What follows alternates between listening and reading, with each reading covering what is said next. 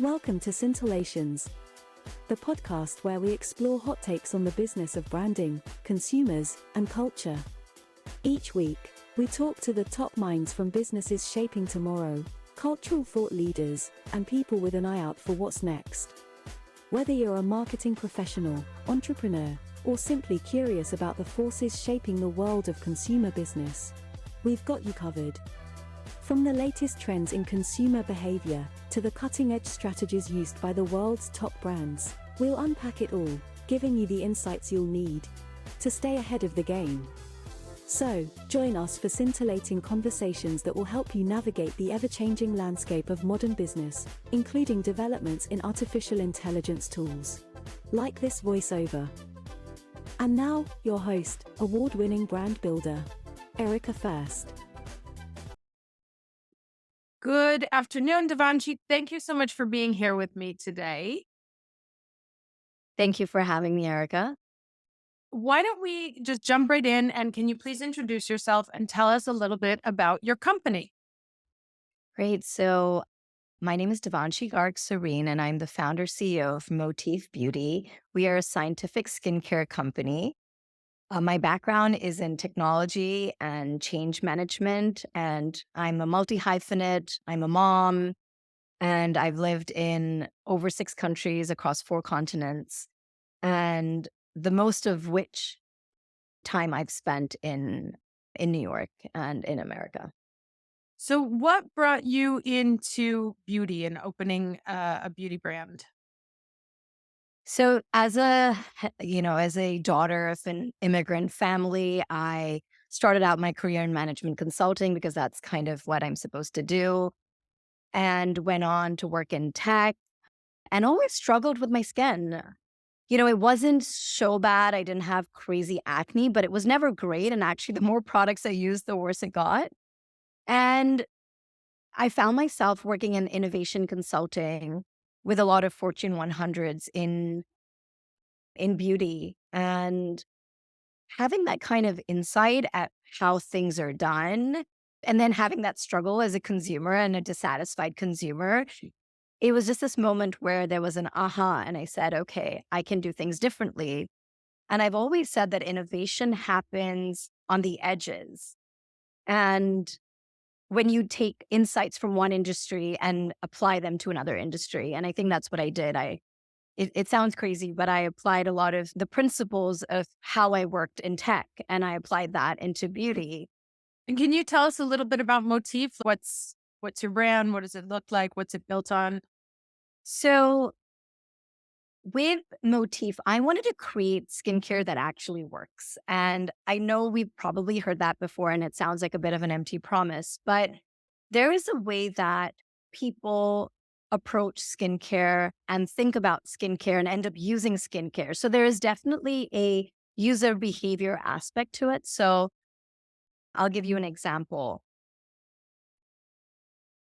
There is so much information and misinformation around skincare that people are either doing too much to their skin or not doing anything at all because the avoidance mechanism kicks in their brains when something doesn't make sense, or there is conflicting information and they decide to just stay away from it all and wash their face with water. What we did was we leaned into the science. We have a dermatologist who is a Stanford dermatologist who was my kindred spirit. So we started talking about the consumer behavior he struggles with as a dermatologist. And I talked about what was missing in skincare and why that might be. But at the same time, we also talked about what prevents people from continuing to use science-grounded products. It's usually the look and the feel of the product. So we said, okay, what if we created scientific-based skincare that also looks beautiful and feels beautiful and is thoughtfully made, that inspires people to use it again and again? And that's so interesting what you were saying about they find conflicting information and ends up doing nothing, because that is a classic avoidance behavior where rather than make a mistake, I'll remain inactive. And that's actually one of the biggest problems that we see in wellness brands, mental health, diet, exercise, is that it's so overwhelming and if I'm not really in need, then I would rather not make the wrong thing or even embark in something. I'm someone who has a very hard time with consistency. So I can be good for like a week and then I'll forget. You know? I'll go and invest in a whole bunch of products and then I'll forget that I have the routine. You have, as you said, you have a background also in psychology and change management. How did you build some of this into the products you said, you brought the innovation in. How did you apply that?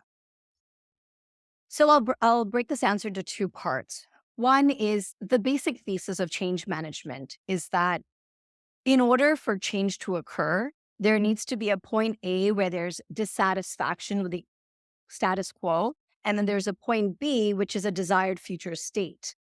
And then part C is the path to get from point A to point B. For change to occur and be sustained, those three parts have to be clear. And of course, the higher the dissatisfaction with the status quo, the clearer the desired state and the more desirable the future state. And then the path from getting to point A to point B has to be easy-ish, right? And maybe even more important than easy, it has to be clearly defined. So you spoke about, you invest in things and then don't do the routine because buying something is easy. And then using it day in, day out and actually putting it to use, right? And you will see that with people that buy the gym equipment, but then don't make the time to use it, or buy the supplements and then don't remember to take it every day because that's a tick lot all harder. those. Sorry, what did you say? I said I tick all of those.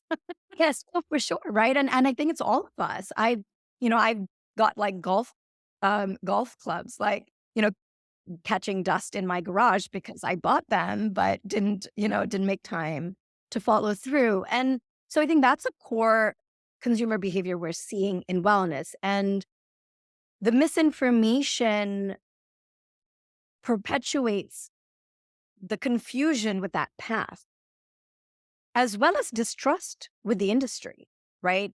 Because when you start to see conflicting information, you're like, okay, well, then this is a bunch of hocus pocus. Right.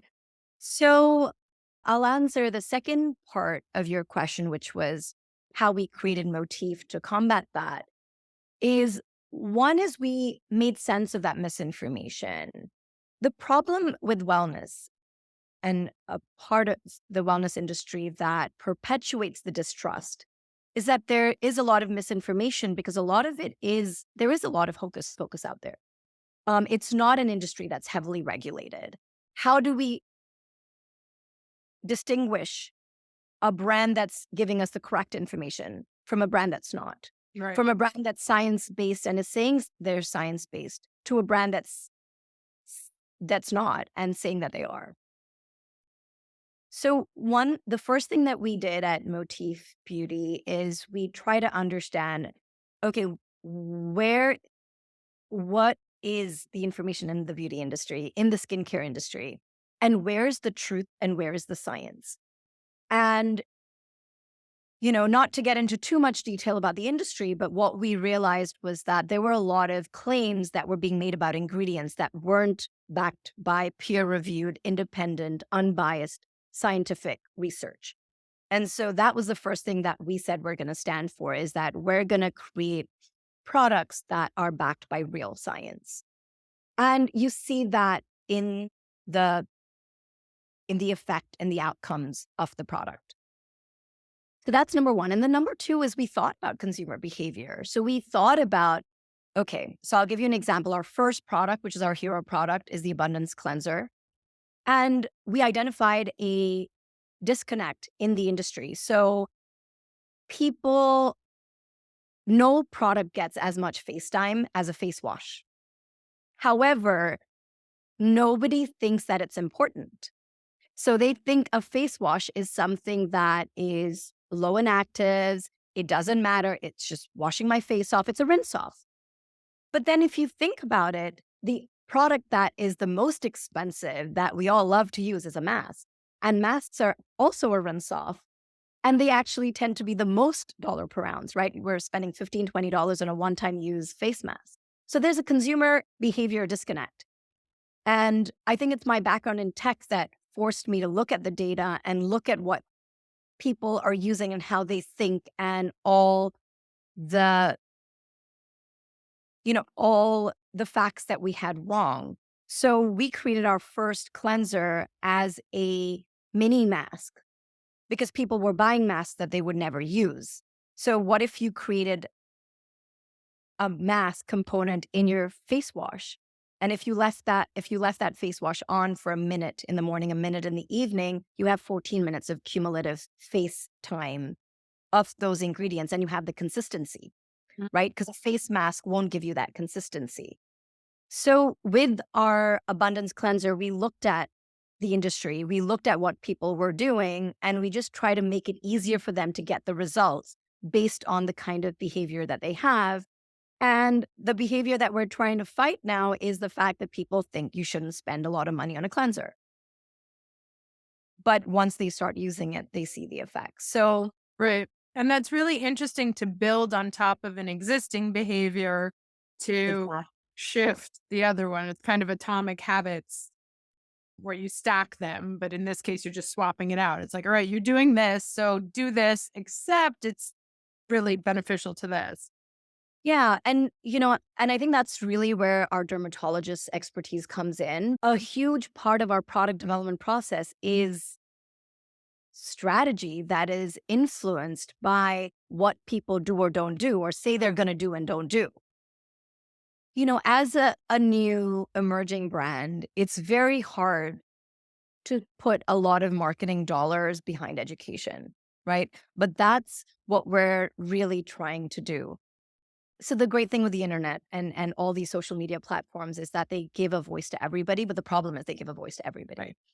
right? And another thing that's happened with a lot of these wellness brands is they've almost put too much power in the hands of the consumer who isn't informed Right. and can't be informed.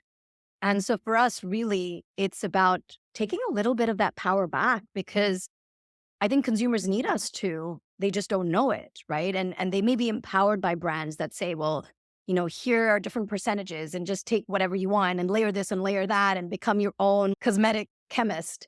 But we have other jobs to do and we're not qualified to do that. There's too much conflicting information out there and you're going to do more harm than good. And so if we're going to think about long-term skin health and we're going to deliver that to you and you're going to see it, right? And that's the other problem with some of these wellness brands is that if we're really going with the science, our results aren't going to be so subjective. We have to think about what I keep telling my team and our product development team is we have to think about skincare almost like medicine, where when you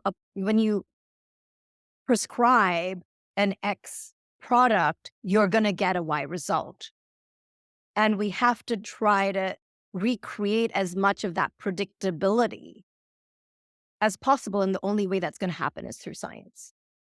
And that's such an interesting point that you bring up because there is something known as the therapeutic paradox, which is that if you do something that's preventative and then nothing happens, did it happen, right? Like, is it working? And this is another one of the challenges that a lot of wellness brands have because if you're sick and you take a medicine and then you get better, you're like, that drug really works. But if you're doing preventative things and then nothing happens, you think, oh, maybe I don't need it because I think I look exactly the same, right? For sure. And, skincare is a very unique category in wellness where people are actually constantly doing too much. Right. Because they can see it immediately, right? Like they're constantly trying new products. They're staring at their faces far too long. And, for us, we're really telling people to do less. And they're not satisfied with doing less, right? And they want to see results right away. So I think there's the therapeutic paradox in place here. There's an extreme desire for instant gratification in place here. And there's also a bit of a concept of the more I do, the better it's going to be. And I think I personally suffered for that myself, where I just used so many products that I caused a problem. And then it's easy to fix the problem, but it's, it's not as satisfying when there's no problem. Right. So what's the ideal routine then? So one of the things that unequivocally is important is sunscreen, right? Like we all know that. And then the other is cleansing your face, right? If we really think about it, you have to get that sunscreen off. You have to get dirt and grime off, and you're going to be able to prevent a lot of problems by keeping your skin clean in a way that doesn't strip your skin. And so really that cleanser is so important because it's your first step. Often what people are doing is they're using these like foaming cleansers, these cleansers that have a lot of fragrances. And so you're actually taking your skin back 2 steps. And then you're layering on all these expensive serums and creams, but you're actually spending all that time undoing damage. So cleansing the face is extremely important. And the other is consistency, right? There are a lot of potent ingredients out there, but if you don't consistently expose your face to those ingredients, you're not going to see the results, right? It's like saying, okay, I had broccoli like once a month. You're not going to see results, right? And so that's the same thing with skincare. And that's why we tried to create all these like potent ingredients in a format that is a once or twice a day format. So we're enabling that consistent exposure and really just using ingredients that are backed by science and non-irritating, right? Because the minute we start irritating our skin, drying our skin, inflaming our skin, we're just doing damage. So what are the top 5 things that you wish consumers would stop doing with their skincare? Skincare has to be considered to be different to beauty in general. Like skincare is not makeup. Skincare is not something you do for fun. You have to think about skincare as skin health, right? Where your skin is like the largest organ of your body, and its core goal is to keep bad things outside your body and the good things inside your body. And thinking about skin as more medically and as an organ of your body, where you're not doing so much DIY self-help, trendy things like a trendy mask. Use a trendy lip gloss, but don't use a trendy mask on your skin. So number 1 is to just think of your skin as an organ. Number 2 is less is more, to do less and to do it more consistently and frequently. Number 3 is to avoid ingredients that irritate the skin. So you're not doing any harm to the skin. And if it feels bad, it is bad. So aggressive peels and exfoliating your skin off, like just being kinder and gentler. It's like self-care at its finest, right? People say, oh, beauty is about self-care. But when we're ignoring the signs that our skin is giving us, we're training ourselves not to listen to the cues of our body. So listening to our skin's cues and being consistent. Mhm. And that's, again, another core theme of Motif Beauty is, can we be gentle is typically associated with weak and ineffective, and potent is usually associated with aggressive and peeling. But could we create a brand that is super gentle on your skin, but is really pushing those results for you, but in a gentle way, right? So that is our goal as a company. And I think that's where skincare is going to go next. So I really hope we're going away from the beauty hurts. Let's hope so.